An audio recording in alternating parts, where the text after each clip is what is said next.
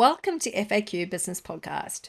In episode 3, I talked about investing in yourself and that I thought it was a great thing to do. It was one of the things I consider a success for me in business. But should you undertake more learning, more study, or get certified in something? For instance, are you considering getting an MBA? Is it worth it? People often contemplate, should they get certified? Should they get that MBA? But let's look at it and consider whether or not it's worth it for you. We will look at things like self-belief, return on investment, satisfaction, and procrastillearning. Today is part of our thought leadership pillar and also includes some actionable education, which you can do by either taking notes as we go or by grabbing our checklist later from our blog. Welcome to the FAQ Business Podcast for growing small to medium business owners who want to make a positive difference. The FAQ Business Podcast covers 4 key pillars: actionable education, inspiring leaders, businesses like you for relatability, and thought leadership, where we really challenge your thinking. It's hosted by myself, Jane Tweedy, founder and lead trainer of FAQ Business Training, where we want to avoid you getting ripped off or ripping yourself off because of what you don't know you don't know. We'll feature an amazing diversity of guests with lots to offer to educate and inspire you. So let's jump into today's episode of the FAQ Business Podcast. Before undertaking additional study or that certification program or signing up to some membership, make sure you know why you're doing it. Firstly, I'd like to point out I am a lifelong learner. I love learning. I learn every single day. And I think that is a given, that if you need to learn something that you need to use right now and it's bite-sized, go for it, learn it, do it. But what we're talking about today is when you are going to study or enroll in a significant program that requires a greater investment of time and money. I mentioned in episode 3 about investing in yourself. I stand by that as something which has reaped great rewards for me. However, I've also signed up for many courses and not started them, or started them and not completed them. In some cases, multiple times. Why did I do that? Often because I lacked that clarity around my why or the time to commit to it. I had other things going on and I just didn't have the capacity. So let's go through a bit of a checklist to work out if this is right for you. You may want to create some notes as we go through, or you can jump on our blog and grab the checklist from there. So let's get started. Number 1. Why are you looking to study or get certified in the first place? Is your why strong enough? And what we always mean by that is, if the going gets tough, will you get going? Is there an alternative route to doing this study? So you might think you need it, but do you really need it? So make sure you've thought about it. I was speaking to someone earlier today and she was sort of saying, do I need to go and do an HR course, a human resources course? And I said to her, no, she doesn't. She doesn't need to be the expert in everything. However, I would strongly suggest doing some short courses. For instance, the ATO does one and Fair Work definitely do a few on the bits that she needs to know, because it's always good to learn some basics before we start outsourcing anything. But do you need to go and do the full diploma level course? No, definitely not. So number 2, will you be able to utilize these newfound skills immediately? If you don't use them immediately, what tends to happen is you tend to forget what you learnt. Prime example of this, way back when I did a Master of Applied Finance when I was working in investment markets and analytics, and it kind of made sense.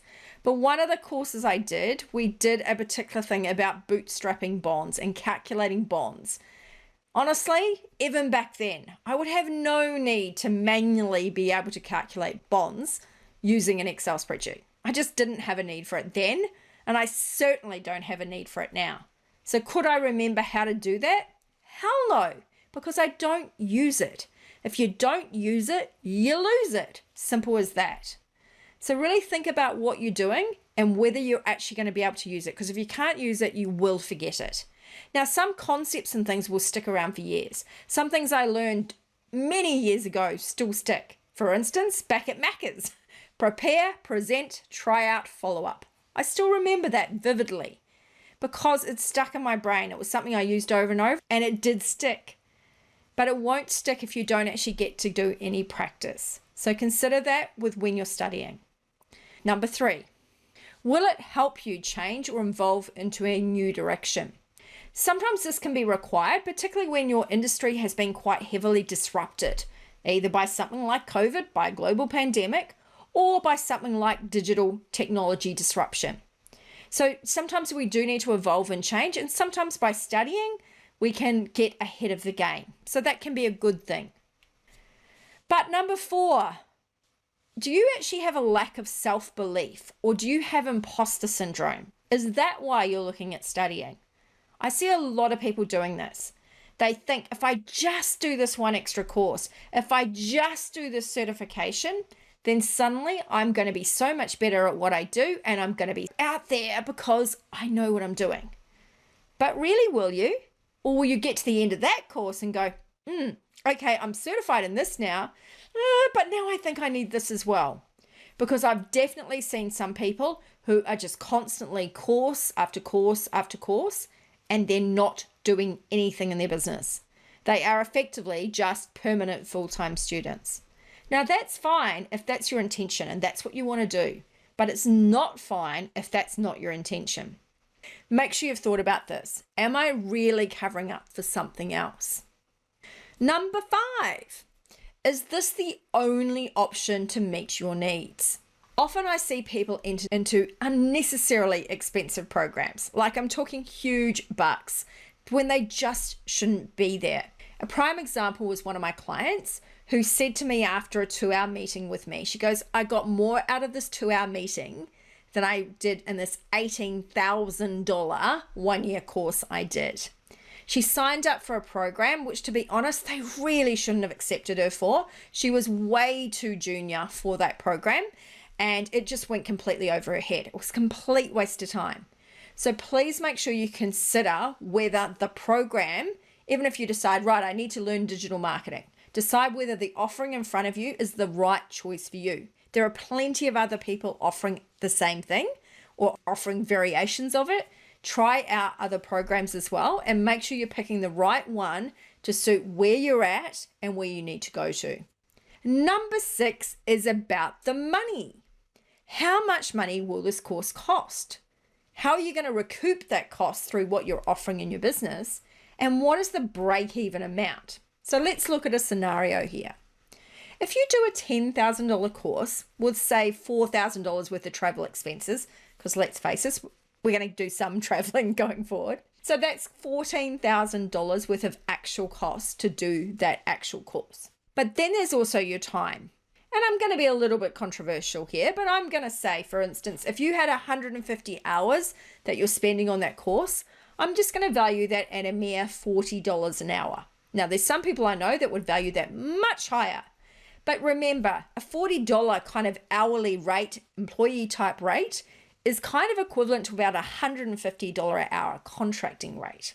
So you just got to bear that in mind. So you can also redo this calculation should you wish at the $150 an hour, by all means. But I'm just going to do a rough $40 an hour at the moment.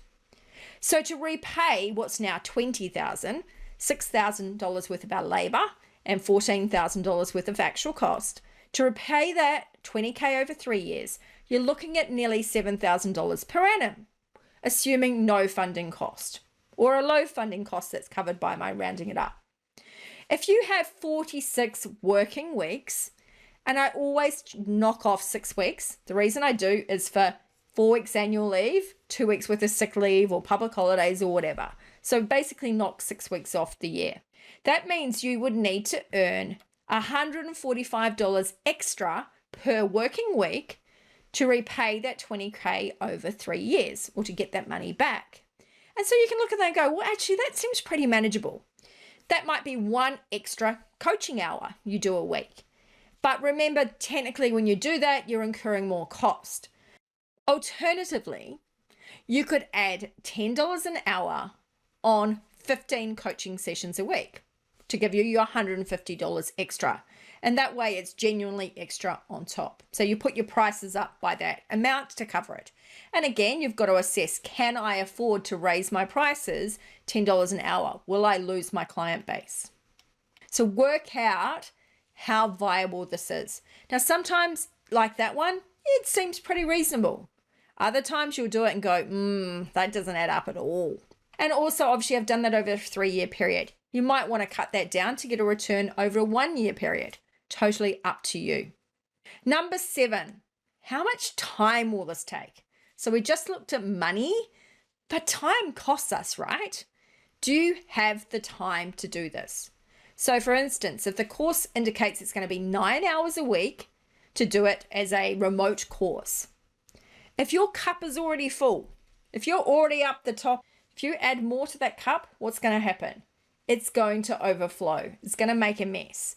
So if your cup is already full, if your day is already full, you're going to have to take something out first. You're going to have to sacrifice something. Please make sure you've considered what that sacrifice will be to make sure that this is going to work for you. Also remember that we do tend to underestimate how long things take to complete. And we need to make sure that we have allowed enough time to actually complete this new study or certification in addition to all the other things we are already doing. And all the little joys of the world that, get thrown our way. So if you have kids, who knows what's going to happen to them? Your health could suffer. Anything could happen. So make sure you're allowing for some free time in your day, not more than 75% of your day allocated.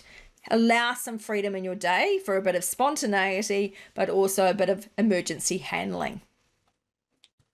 Number 8, look at your track record. Have you got a track record of starting and not finishing things? Why was this? You really need to look into it.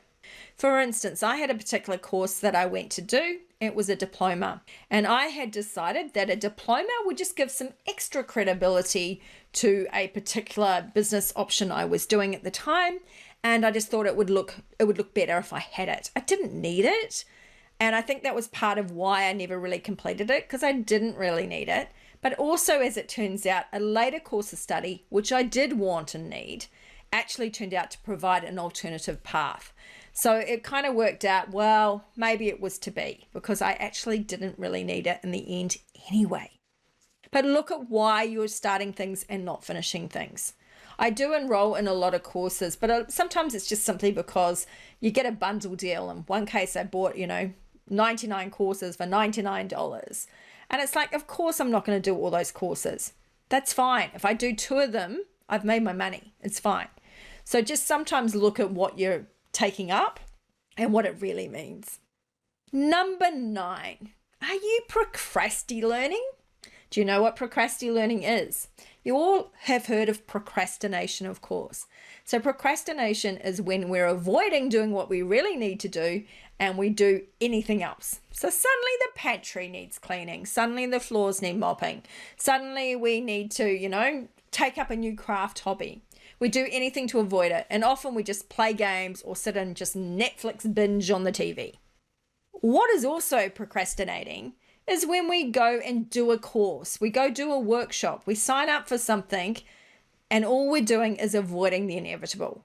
That we are avoiding what we need to do in our business to get ahead.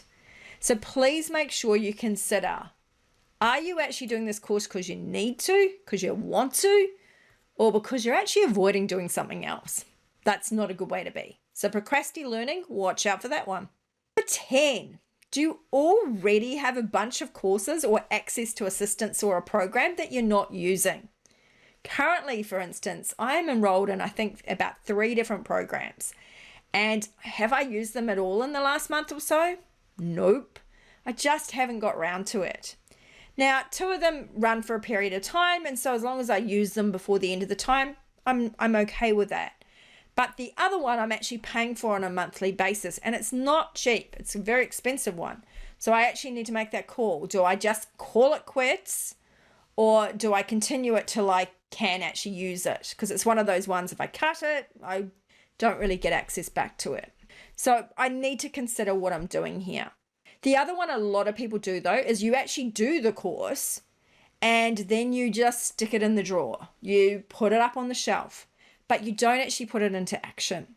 So why don't you look back at the notes you took, the workbooks and that you have for old courses, and actually go back to those and do those before undertaking any new study, particularly if there's something that very much overlaps the new thing you're looking at doing. Number 11, how will you actually utilize this new training? How will you put it into action? What new products or services will you create for your business to actually get these out to the world? So for instance, recently I did my HBDI certification, my Herman Brain Dominance Herman Certified Practitioner, which allows me to do HBDI profiles and do debriefs for people and do training correlated to whole brain thinking. But what I need to make sure I'm making the most of that certification is that I'm creating a clear sales page for that I'm promoting those services, that I'm mentioning what I'm doing, that I have clear training programs set up. If I don't have all that, then there was no point doing that certification. It doesn't add a lot of value. So make sure you've thought about how you're actually going to implement it into your existing business. And number 12, correlated to that, is it going to be marketed to the same audience, to the same niche? Or is this something that you actually need to find a whole new market for? Is it going to be part of your existing business, or is it going to be an actual standalone separate brand? A lot of people struggle with that and whether their new thing fits with their existing thing. So make sure you've considered that, because obviously that adds to additional cost if you're setting up a whole new business and new logos and branding and all that sort of stuff.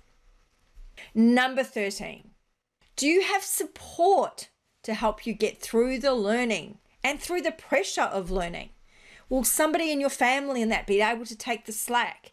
You know, if you have to look after kids and look after a business and look after a job and do all these things, can someone look after the kids for a few hours so you can do some study? So make sure you've thought about how you're going to get through this and who is going to support you. Are they going to support you? Are they going to be favorable of you doing the study? Or are they going to be going, oh gosh, why are you wasting your time on that? So think about who is in your court. Maybe you need to get some friends or colleagues that can help you with what you're doing.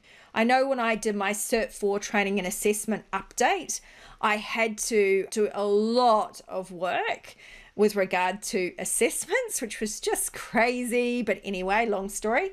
But with that particular one, I had to have somebody that was actually doing assessment checking. So they had to go and check my assessments and make comments on it and all that stuff, which was a lot of work for them and for me. So I had to make sure I had that person lined up. Now, sometimes that will be a person in your course, and that can be fine. But sometimes you actually need to arrange it outside of the course. And that's what I actually had to do for this one. Number 14, how will you feel when you accomplish the study or the certification? How will it make you feel? Because let's face it, some people will put having an MBA on their bucket list. And that's really, honestly, the only reason why they're doing it. Because it's a bucket list thing. It's something they've always just wanted to do. There isn't anything more necessarily than that gut instinct of, I just want to do this. So really think about for you what it means to you if you accomplish it. If you get this done, what does it mean? What does it look like? Because sometimes that gut feeling can be all we need.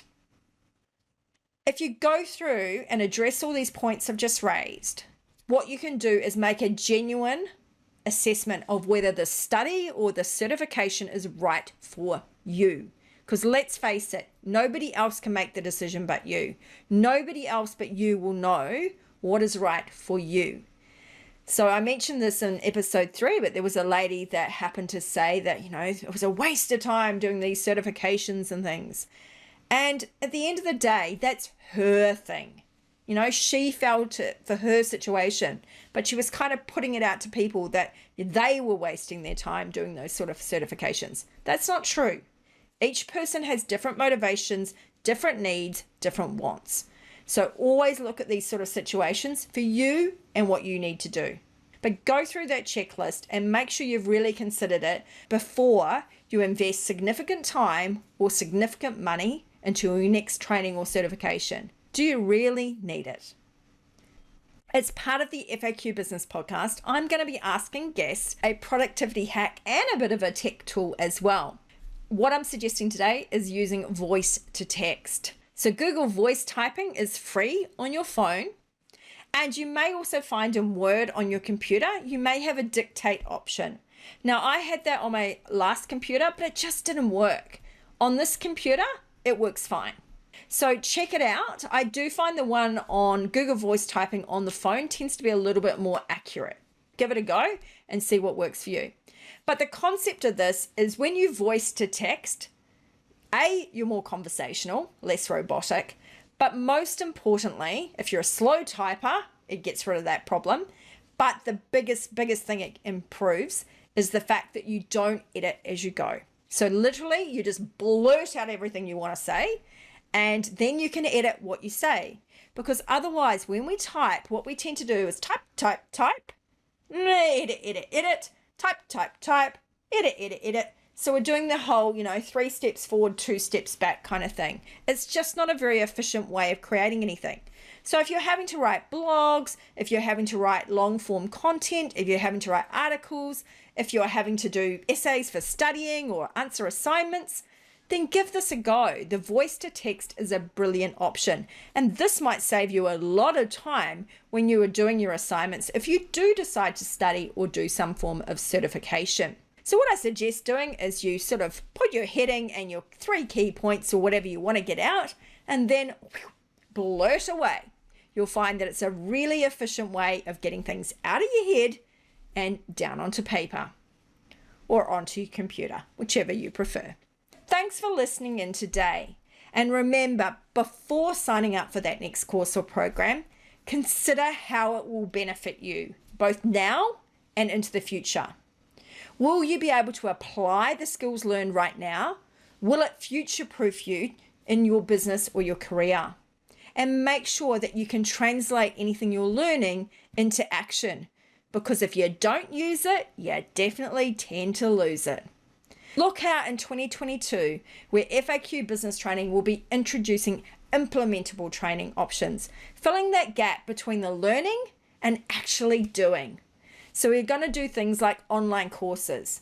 You do your little course about how to do an online course, and then we'll actually step through it week by week over a month and actually get you having that course up online. Look out for that in 2022. Thank you for listening, and we look forward to catching you again on the FAQ Business Podcast.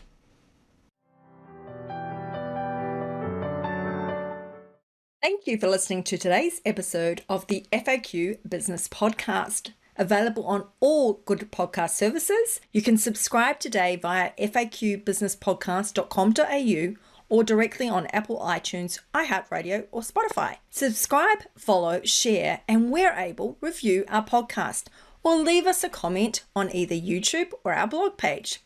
Thanks for helping us to help you, the small to medium businesses who are growing and want to make a difference.